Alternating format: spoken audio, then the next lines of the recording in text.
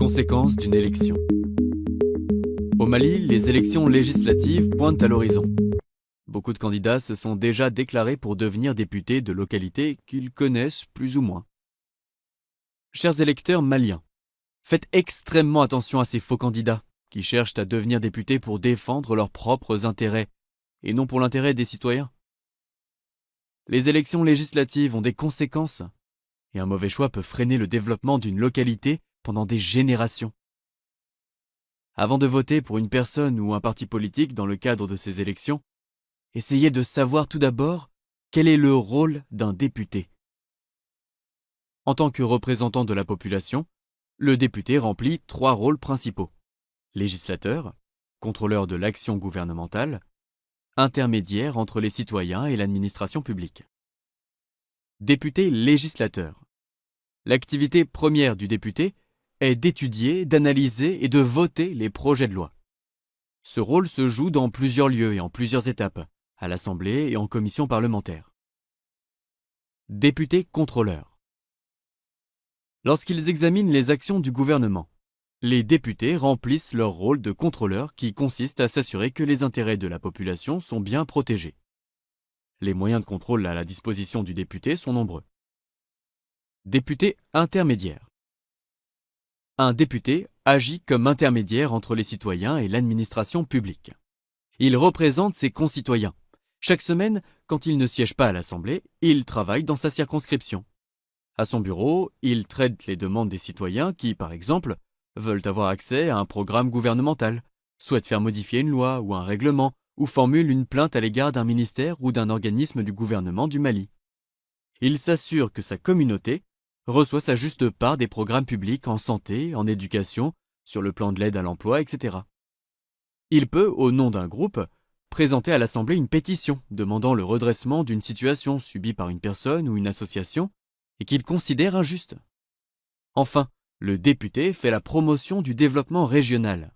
Il fait valoir les besoins de sa circonscription auprès des ministres et des fonctionnaires responsables de l'allocation des finances de l'État. Il défend les dossiers de sa circonscription auprès des autres organes gouvernementaux. Maintenant que nous avons vu les 3 principaux rôles d'un député à l'Assemblée nationale, examinez attentivement les candidats qui vous sollicitent pour la prochaine députation au Mali. Posez-vous la question suivante. Un Malien de l'extérieur ou un homme d'affaires qui ne vit même pas au Mali pourra-t-il accomplir le rôle de législateur alors qu'il sera fréquemment en voyage? Demandez-vous aussi si votre commune ou votre ville, dans laquelle il n'est jamais venu, même en visite, est réellement au cœur de ses pensées et de ses préoccupations. Chères Maliennes et chers Maliens, faites extrêmement attention aux politiciens fantômes qui n'apparaissent que périodiquement lors des élections. Leur seul souci est leur intérêt personnel. Un vrai dirigeant vit parmi le peuple même. Il vit les mêmes soucis que le peuple, connaît les mêmes préoccupations que le peuple. On n'a pas besoin de lui expliquer les misères du peuple, car il les vit avec lui. Demandez-vous comment quelqu'un qui n'a ni maison, ni un simple lot dans une localité, pourra passer une nuit dans cette localité? Comment pourra-t-il jouer le rôle d'intermédiaire entre la population et l'administration, s'il n'était même pas avec vous avant? Il ne le sera pas davantage avec vous après l'élection.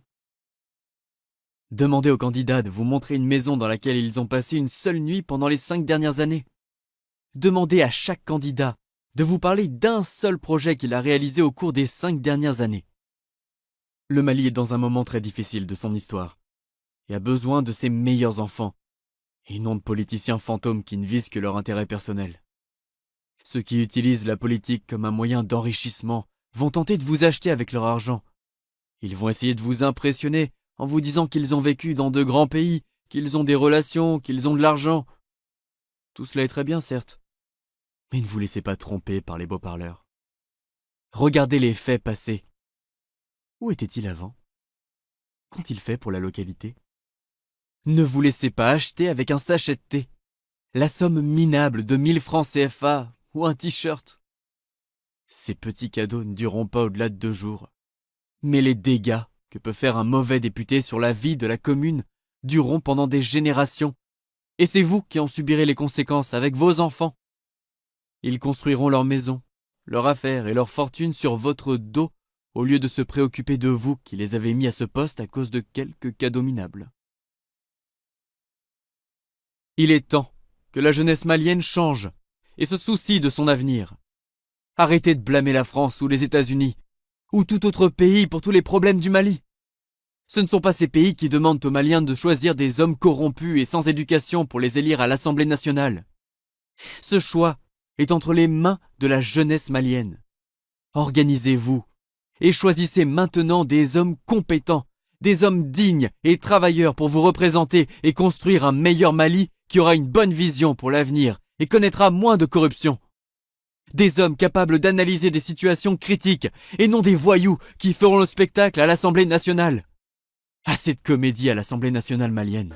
Deuxièmement, vous avez dit que vous allez transmettre les tamates pour faire un lock-out au but du Niger au niveau de Ségou. Au niveau de Ségou. À bon entendeur. Salut. Merci de partager massivement et de commenter d'une manière intelligente et organisée afin de lancer un appel à élire des députés compétents pour un meilleur avenir au Mali.